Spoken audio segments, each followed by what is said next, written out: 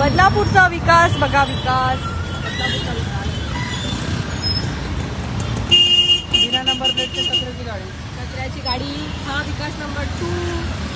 आणि हे विकासच विकास आहे बदलापूरचा. वा रे वा, बदलापूरचा विकास विकास. ते बॅरिकेडचा विकास हा बदलापूर विकास बदलापूरचा. बदलापूरचा विकास. खड्डे मोजा, फक्त मोजा, किती खड्डे बदलापूरच्या स्वातंत्र्यवीर सावरकर उड्डाण पुलावर तुम्ही सांगा.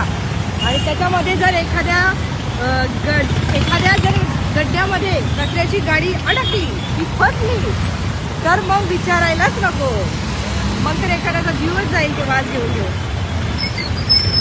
बदलापूरचा विकास काय सुंदर आहे ना. म्हणजे एवढे ब्रिज आहे बदलापूरमध्ये की समजत नाही की नेमकं इथून जायचं तिथून जायचं की कुठल्या पुलावरून जायचं. अजून तर जायलाच नको, कारण फिश मार्केट जवळचं भुयारी मार्केट बंद आहे. खड्डे मोजा, खड्डे सांगा जरा किती झाले. खड्ड्याचा बड्डे आपण करूया.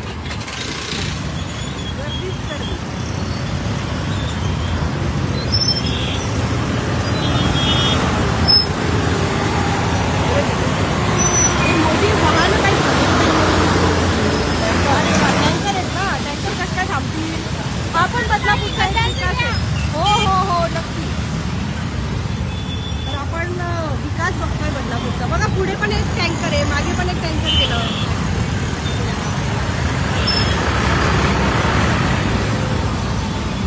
नाव म्हणजे काय आता बोलायलाच नको आहे. परत बोलतील बदलापूरचं नाव बदलाव होतंय.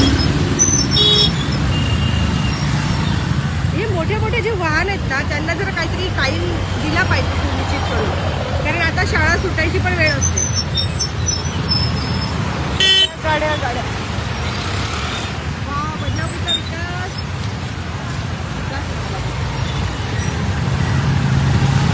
मला हा विकास कसा वाटला जरा कमेंट करून सांगा. किती खड्डे आहेत पुलावर. जो खड्डे मोजून दाखवेल त्याला कुठलं तरी छान मेडल देऊया आपण. म्हणजे प्रशासनाने दिले पाहिजे. त्यांचे खड्डे ते त्यांचं कशाला नाव घेतो ना आपण. आणि बदलापूरकरांनीच पाडले ते खड्डे.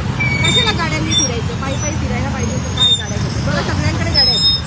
तुमच्या गाड्यांमुळे खड्डे पडतात रस्त्यावर. मस्तपैकी 4 व्हीलर घेऊन फिरायचं लोकल सारखं. बघा किती खड्डे ते. किती असतील जरा काउंट करून सांगा.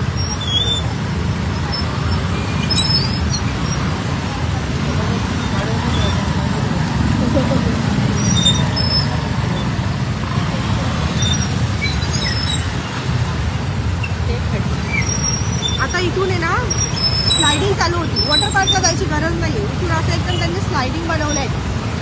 बघा झालं, चालू झालं स्लायडिंग. प्रत्येक व्यक्तीला इथे स्लायडिंगवर बसण्याचा आनंद मिळतो. असे रस्ते. खरा चेहरा बदलापूरचा पावसात दिसतो. पावसाळा आला.